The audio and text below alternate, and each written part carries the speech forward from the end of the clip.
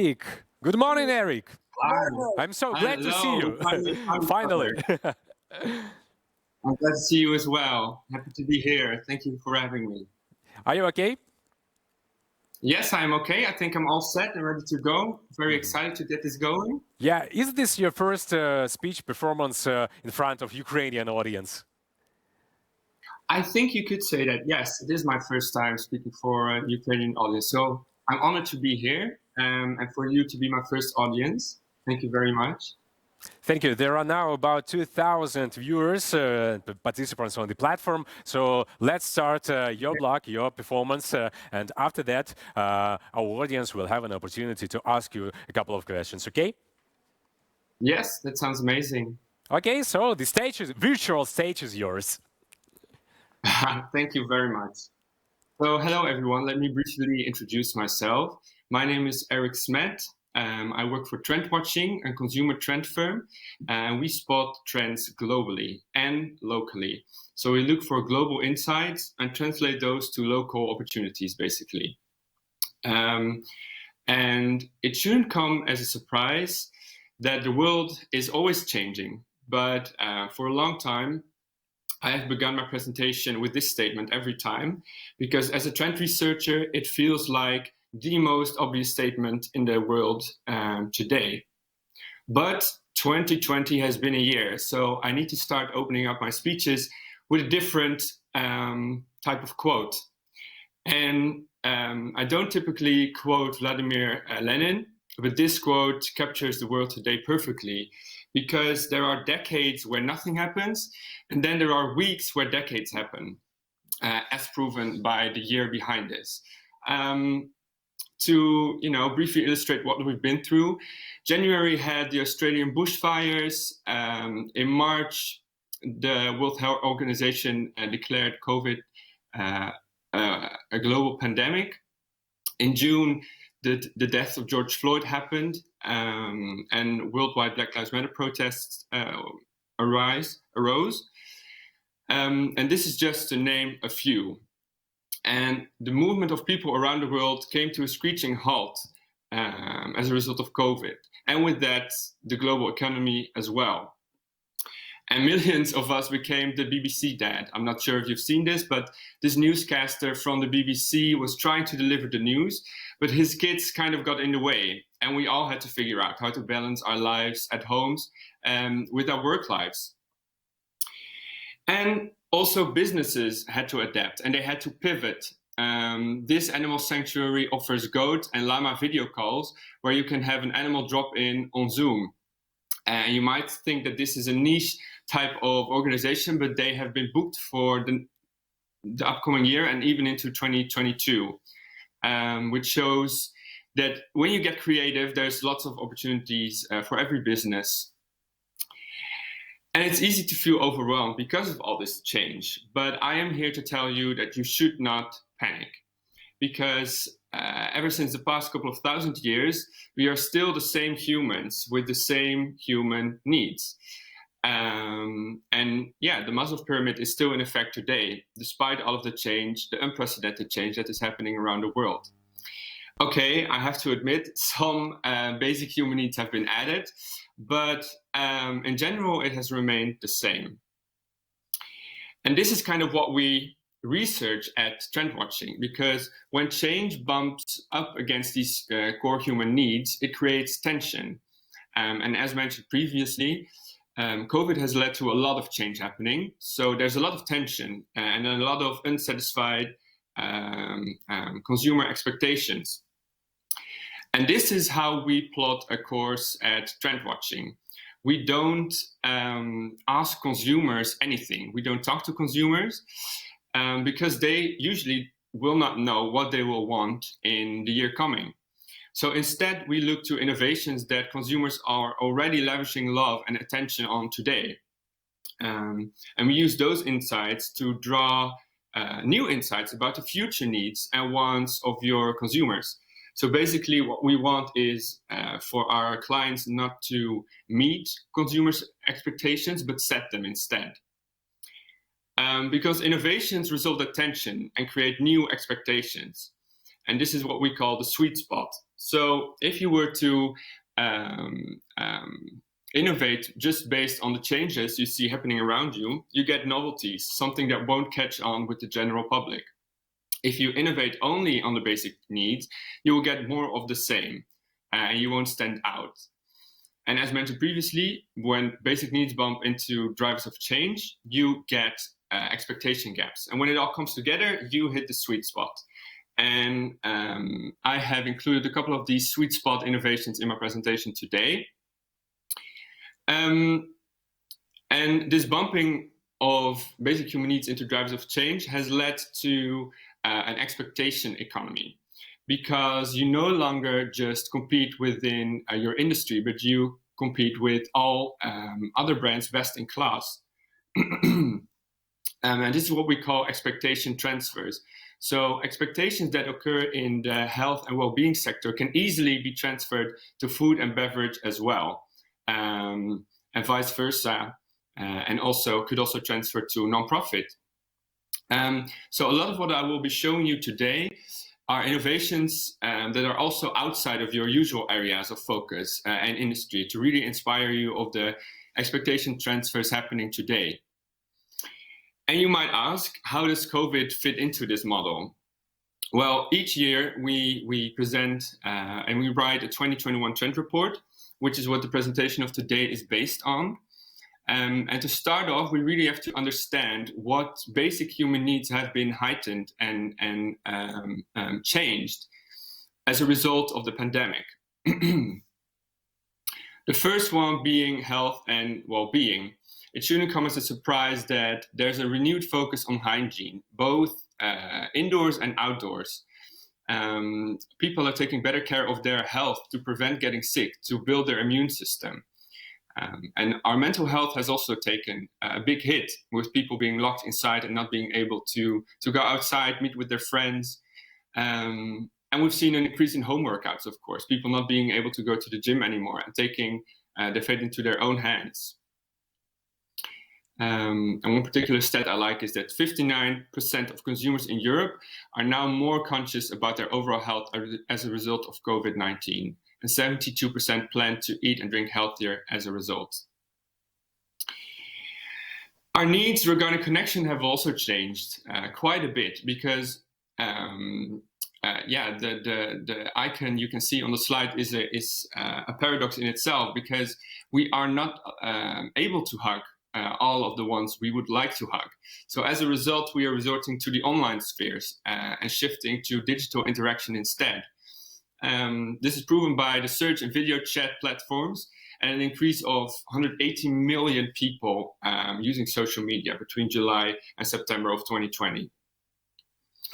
Convenience has also changed, which is shown by the big increase in e-commerce, but also the preference to local. A lot of support your locals initiatives have been launched across the globe. And the increase in food delivery and one-stop shopping is also shown. Peace of mind is also an important basic human need that has been impacting, because many people have concerns about their future, looking ahead, and a lot of students being forced to study from home, not being able to match the grades that they want to, but also many people are faced with serious crises for the first time in their life, which leads to a lot of realizations, a lot of reevaluating what is truly important in life, etc. Entertainment. Well, we can't go outside anymore to festivals or to parties or even shopping malls in some areas of the world, which has led to a big shift to digital entertaining innovations and everything virtual. And gaming has become a social activity, and not just for teenagers, but also for grown-ups and families to bond across borders. And also trust. Complot theories and QAnon initiatives have been popping up left and right, as the pandemic drives an infodemic as well. People don't know who to believe anymore, if the government is truly protecting them, if they're telling the truth, and if they have their best interest at heart, which is why they also look for brands for innovations. So 60% of consumers across 11 countries agree that during the crisis, they are more turning to brands they can trust. So this is an amazing number compared to pre-pandemic. And also fairness. As mentioned previously, George Floyd's death and the consequential Black Lives Matter movement has heightened existing inequalities. And we also see that COVID has impacted multiple minorities even more than a majority. Now, on to the trends. As mentioned, I'm going to share some of the trends we've included in our 2021 trend report, and to give you an insight of 4 of the trends that are impacting the business most at this time, and should give you valuable ideas for opportunities for you to jump into. So how I've built up each trend is that I will start out with some stats to show you this is real, this is happening. I will then proceed to share the sweet spot innovations that I've mentioned previously, to then come back to a summary of the trend. And after each trend, I will ask you a light bulb question. And I know we have a Q&A at the end, but I want to ask you a couple of questions as well. You don't have to answer them on screen, but I want to challenge you to answer them for yourself and take those answers and questions with you when you go back to your team to discuss. So without further ado, the first trend I'm going to talk about today is brand care, with the question, are you ready for the health economy? So for many in developed countries, 2020 was a wake-up call that good health isn't a given. 74% of US consumers agree that the pandemic has made them more concerned about the health of their family.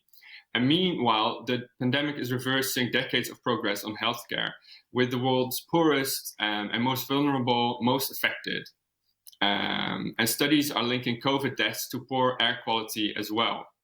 So even as the vaccines provide a ray of hope, expect concerns about health to linger, even when the vaccines do get to the people and we do get vaccinated globally. So in 2021, get ready for the rise of the health economy, in which consumers will expect every brand they interact with to become a healthcare brand and prioritize their and their friends' and families' physical and mental well-being. So this goes beyond the healthcare industry, because let's, on the other hand, be real. Consumers are not going to stop eating junk food and endlessly scroll to TikTok, but the brands that provide those services to give their physical and mental health a boost will increasingly be expected to counteract those poor habits. So it's almost like consumers want protection from themselves, if that makes sense. So this has led to brand responders. Many consumers are dissatisfied with the government's coronavirus responses, and 86% want companies to act as a safety net to fill in those gaps, which is where the opportunities arise for brands and organizations to come up with these sweet spot innovations. And mental health has also been disrupted in a major way, as the World Health Organization survey shows. Demand for mental health services are rising, but services have been halted or disrupted in 93% of countries. So a lot of tension has been created regarding mental health, and not enough brands have stepped to the occasion to fill in that sweet spot. So there's a lot of room and a lot of opportunities for brands to step in. And a big thing nowadays is prevention and not cure. So interest in preventive healthcare is on the rise. Google searches for elderberry have risen by 52.4% since 2019, while vitamin C searches are up 25%. And the renewed focus on preventive health is rooted in COVID concerns, but is also a reaction to the causes of the pandemic. As 25% of British millennials say that COVID has made a vegan diet more appealing. And we see this reflect in the numbers as well. Vegan alternatives to regular meat are rising globally.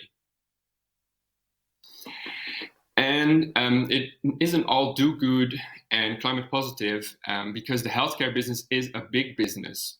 A US dollar 2+ trillion business to be exact. Tech companies are taking an ever larger bite because, just for example, Apple partnered with the Singapore government, while Amazon unveiled Amazon Pharmacy and debuted Halo. And not all physicians and governments are on board, but the direction of travel is clear. Beyond the tech sector, Unilever is targeting 1 billion annual food sales for plant-based foods. This is our first sweet spot innovation. So new research suggests that gaming can benefit mental health as well. People are already using video games to relieve stress, so brands are inviting therapists in. October 2020 saw US-based esports production company Skillshot partner with mental health organization Rise Above Disorder to bring therapy sessions into the video games. So the collaboration invites players to sign up for free sessions during which they're matched with a therapist of choice, which kind of lowers the threshold for them to reach out to someone and makes it very easy to talk about mental health in an informal setting. This is an example I really like as well, and shows how tech companies can jump to the occasion. So global employees on average will leave half of their remaining paid time off days unused in 2020. And shifting its focus from software to people, Microsoft is looking to mitigate the effects of that burnout caused by people not taking up enough holiday days. And the company unveiled various tools to aid users of its Teams video conferencing platform. And the new features will allow users to schedule a virtual commute, to create a better workday structure, and to avoid overworking, and also be more, in touch with their colleagues, because social connection is a big sense of relief for stress. And this feature is not live yet, but it is coming in this quarter, actually. Another innovation I really like. So could focusing on mental well-being help improve the services you offer? And Hinge hopes to do that with this exact innovation. They collaborated with Headspace to tackle dating anxiety, because Hinge is a dating platform and Headspace is a platform for mental health. And the free meditations that they offer, which last between 5 and 6 minutes, are available within the Hinge app and are narrated by Eve Lewis, who is Headspace's director of meditation. And it was launched to coincide with the World Mental Health Day on October 2020. This is an example of how food and beverage can also tap into the need for brand care. So according to Pepsi, 55% of US consumers have high stress and 45% struggle to sleep as a result. So what specific needs could they address? Well, last year, they announced a new launch called Driftwell, which is a beverage to help consumers unwind before bed. So it does quite the opposite. Pepsi winds you up and Driftwell winds you down, to kind of show that they know that people are in need for a little pick-me-up and are looking for brands that help them with sleep, which can be difficult in times like these. This is an example of the arts industry, the Guggenheim Bilbao. So how can your advertising campaigns improve consumers' daily life? One option is to focus on pandemic-related issues or public health matters. So the Guggenheim announced that its latest advertising banners would double as air purifiers to improve the city's air quality. And as I mentioned previously, better air quality is proven to lead to less COVID contaminations. So according to the museum, the billboards could have the same effect as 700 trees, cleaning the air in the city. So this is the first light bulb question I would like to ask you. Mental well-being is more important than ever. How will you provide mental health care in 2021 and beyond? You can just write down a couple of keywords, and then I will move on to the next question, because I actually have two for this particular trend.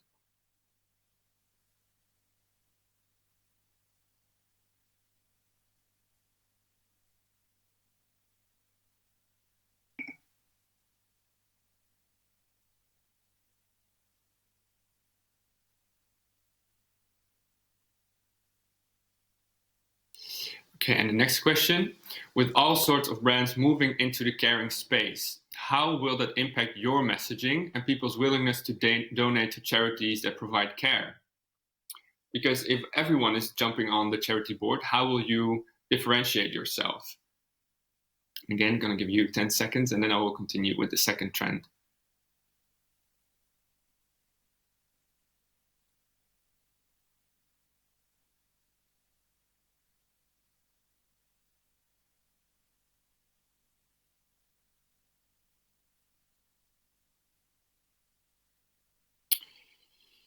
So the second trend I want to talk about is for and by, and it's a play on for and by.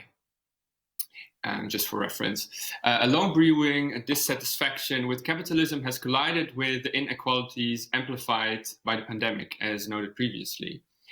And combine it with 2020's global Black Lives Matter protests and the rise of performative activism, and consumers are increasingly skeptical of and willing to challenge brands' claims to authenticity, of actually contributing something good. So performative activism is the same as greenwashing. So you are pretending to be standing for something greater than the company itself, to stand for something, to contribute something, but in actuality, it is just for you to kind of satisfy consumer needs and not something that is intrinsically ingrained into your brand. But consumers are seeing through that. So in 2020, consumers will look for brands to go beyond virtue signaling and focus on authentic social justice initiatives that were started by and for the marginalized communities that they claim to help. And this is a challenge, but it is also almost like a purpose audit, if you will. It is an opportunity for brands to reevaluate their why and ensure that those principles guide every action, from social justice to sustainability. Because in a post-pandemic world, consumers will demand nothing less and way more than they did pre-pandemic. I was a bit soon with my line, but here it is again. So there's a lot of unequal impact. The pandemic has had an uneven impact, as I mentioned earlier, because in the US, for instance, Black people have the highest COVID mortality rates, 2 or more times higher than the rates of white people and Asian people.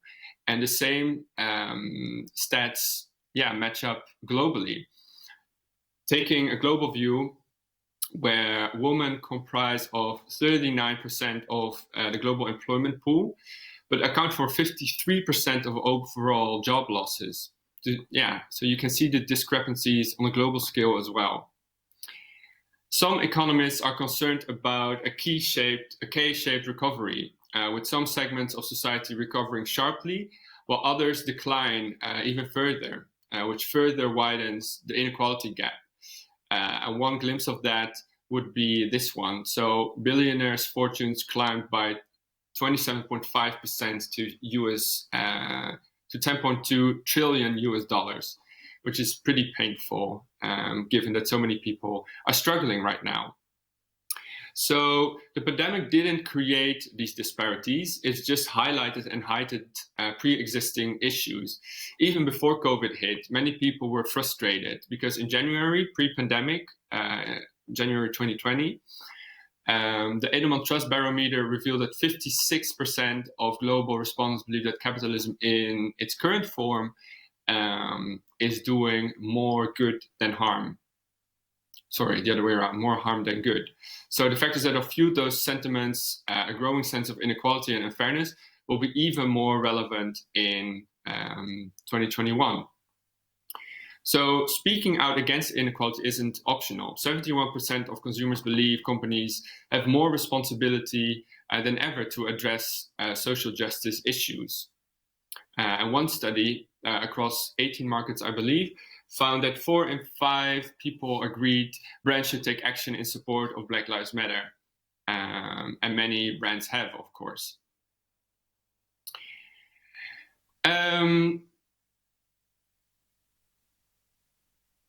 This first innovation is called Greenwood. It's an American innovation. that shows how even financial services can tap into the need for and by. So this is a digital bank designed to empower Black and Latinx consumers in the US.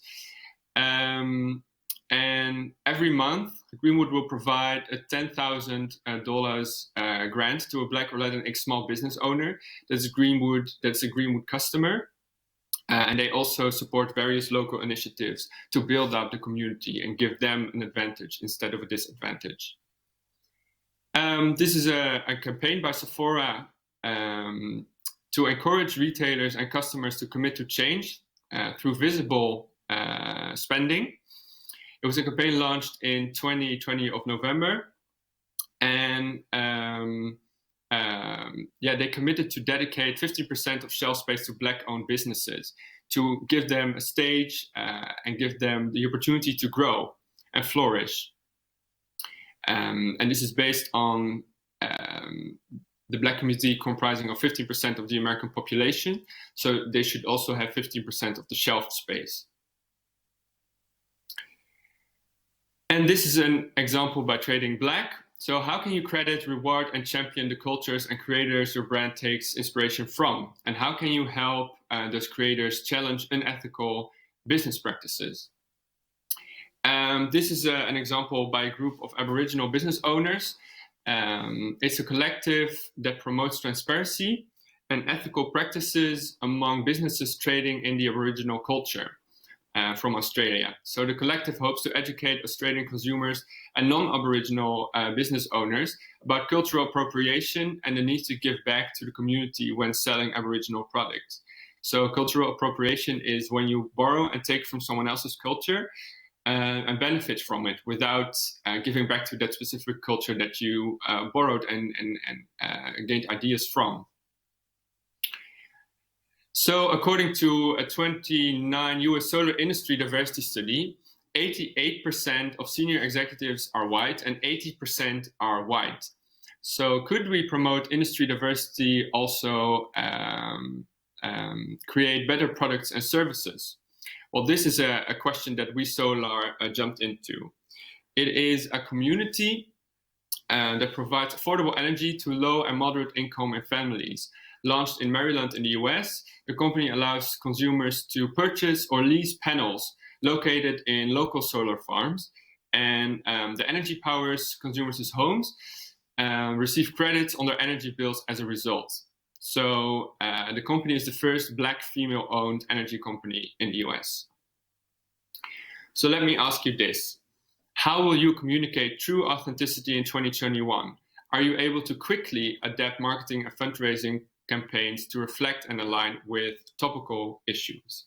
I'm going to give you another 10 seconds to think about it, write down some keywords for you to discuss after the meeting.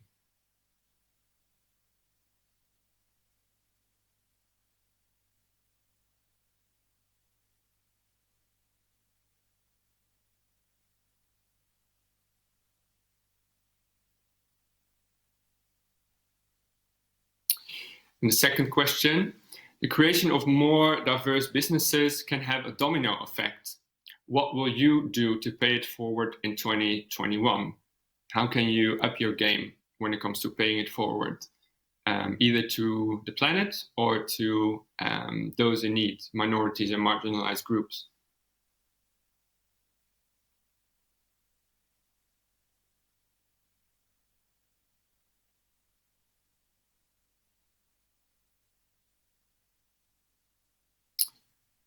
Moving on to the third trend, creative challengers. So designer handbags, luxury cars, traditional and material status symbols don't carry the cachet that they used to. Because in the era of the personal brand, which is the era that we're in, it's creativity that grants true status. So the influencers and TikTokers who have achieved internet fame, using little more than their smartphone camera and some imagination, are inspiring other consumers to try and to up their content creation. So brands challenge consumers to get creative, and not just for engagement, but also to build their community and build brand ambassadors, to work towards shared goals with the consumer role shifting from passive to active. So it's a new type of interaction between brands and consumers, where the lines between the two are kind of shifting and blurring, because every consumer can be a brand owner through the trend of creative challengers. So the creative elite, this might be a clip you have seen.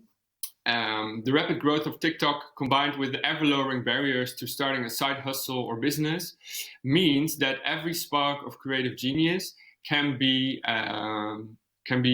documented and shared and pursued further and rewarded. So consumers have access to a mind-boggling amount of original content and products, and can support creators on Patreon and Kickstarter as well. So Patreon is a platform that you can subscribe to, where you pay a monthly fee to support your favorite creators. And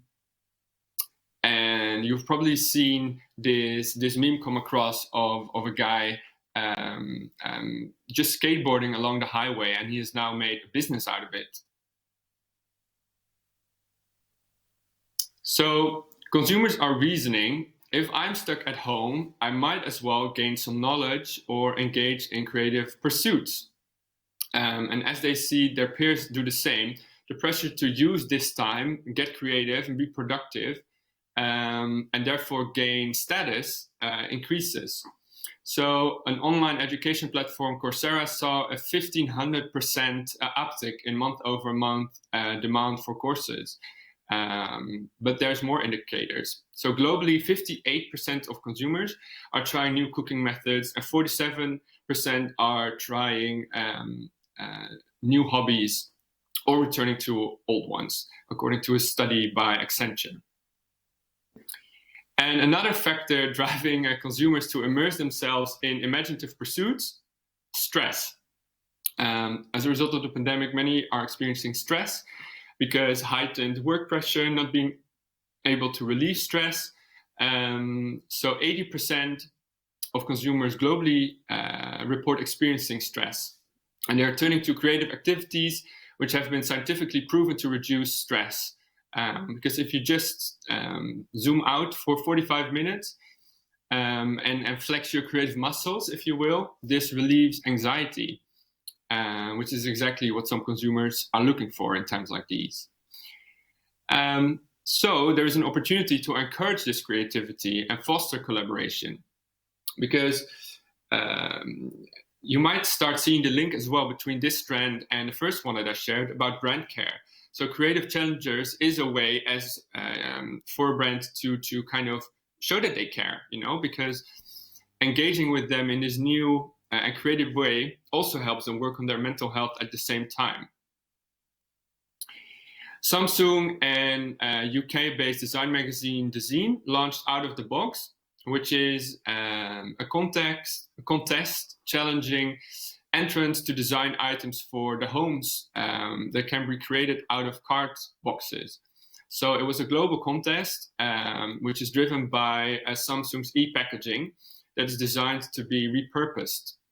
So it's a 2-for-2 special, 2-for-1 special. And the Sims are stepping up their game as well. So The Sims Sparked is a 4-episode reality TV show which challenged 12 Sims players to show off their creative skills and creativity.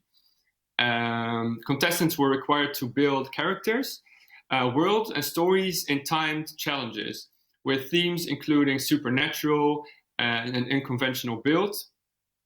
And they also opened it up for the entire public to add a competitive element in games.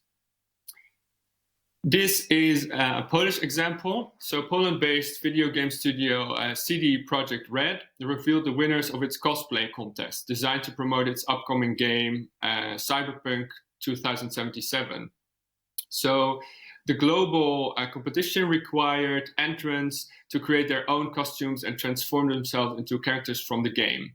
And the finalist get-ups were then featured prosthetics, machinery, and handmade apparel, and more, with the first place winner having their head to lend authenticity to her cosplay. And this is something that Zoom has stepped into as well, because of course Zoom saw a huge increase in users as well. And they launched a contest for backdrops as well, to see who could come up with the best and most creative one. So NASA tapped into the Creative Challengers trend as well with their Lunar Loo challenge, which was to design a new toilet for astronauts, which they launched in June of 2020. And the contest was part of NASA's preparation for Artemis, the space agency's program to send the first woman and the next man to the moon by 2024, and create a base on the moon that will facilitate missions to Mars. And with it, NASA requested designs for toilets that are compact, function just as well as toilets on Earth, and work in both lunar gravity and microgravity. So a question I would like to ask you is, one way to turn this trend into strategy and effective engagement strategy. Pick a level. Could you prompt customers who don't participate to share and engage too?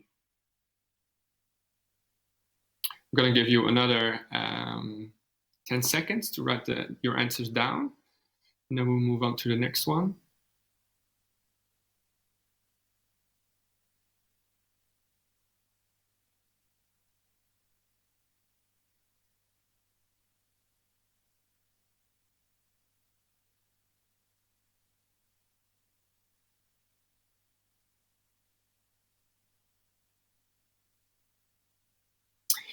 And the second question, is there something you have always wanted to explore but haven't had the chance to yet? So use a creative challenge to dip into new waters.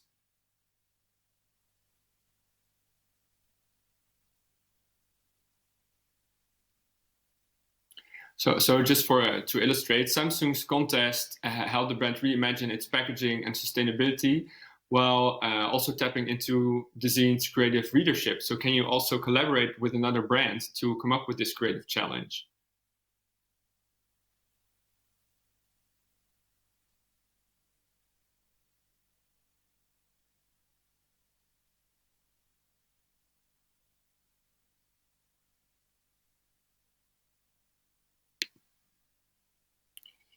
Moving on to the fourth and last trend, the virtual experience economy. Gaming sales in the US in August increased 37% year over year to $3.3 billion. And the fifth straight month of sales jump compares to 2019. And this was shown by the huge success of the new PlayStation, but also games like Animal Crossing. And you shouldn't be fooled by the word game, because it is so much more than just a game. It is a way for people to interact, to relieve stress, but also to interact with brands. And it is actually becoming a platform, a new way to bring people together. And this is a quote, a tweet, I should say, by the owner of Epic, who are the creators of Fortnite. So in 2019, a fan asked him, do you view Fortnite as a game or as a platform? And he replied with, Fortnite is a game, but please ask the question again in 12 months. And oh, has it turned into a platform? Some of you may have heard about this virtual concert by Travis Scott, which was a collaboration between him and the Fortnite game, as well as a concert by Lil Nas. So in the experience economy, collecting rare and surprising experiences and being the first to do so was the status play. Now, a shift years in the making finally comes into reality, as digital experiences, including VR and AR, become status currency in their own right for millions of connected consumers. Because this concert was viewed by 27 million people, and it is an exclusive experience because it's a one-time only thing. The concert happens only once at one certain timestamp. So if you were not there, you were out, which has led a lot of brands to follow suit and create similar virtual experiences. As I mentioned previously, this is an example by Animal Crossing, the Getty Museum. So in April 2020, the Getty Museum created a tool that allowed Animal Crossing New Horizons players to decorate their in-game environment and avatar with mini replicas of artworks from the museum's open access collection. So they used the Animal Crossing's art generator tool to allow players to search for art and artists from the collection. And this is one of the many collaborations between brands and the game, because so much was possible. And having this collection on your island, in your home that you created, is of course a big status skill. So to allow diners to enjoy the atmosphere and experience of street food, Tiger Beer Malaysia launched the Tiger Street Food Virtual Festival, which was an online experience that could be enjoyed from home. So visitors were enabled to create their own personalized avatar to roam the virtual festival and visit various street stands in 3D environments. And at each stand, customers residing in Kuala Lumpur, Selangor, and Penang could order street food and beer to be delivered to their door. So a great mix of both virtual and real-life experience. The question I would like to ask you is, can consumers connect with your brand in virtual worlds? And how will you translate real-world brand values into the virtual experience economy? Eric, I'm so sorry, but we are critically out of time, so we have to finish. Yes, I can imagine. This is the last question I would like to ask, and then I'm done. So how can a virtual world bring your brand to life in new ways and help you connect with new consumer groups? So just to reiterate, drivers of change and basic human needs bump in each other, and innovations are the ones that kind of fill in this expectation gap and hit the sweet spot. So what opportunities will you find? Thank you very much. Thank you so much. That was Erick Smet. Thank you for the compelling trend analysis. And of course, we have already learned more about the future needs of consumers. And we'll be able to build communication more meaningfully. Thank you so much. We are really critically out of time, so we have to finish this section without Q&A. But we hope to see you again in Kyiv when the border will supposed to open. You are more than welcome. Thank you very much. And feel free to reach out if you do have any questions. Goodbye. Thank you. Bye-bye.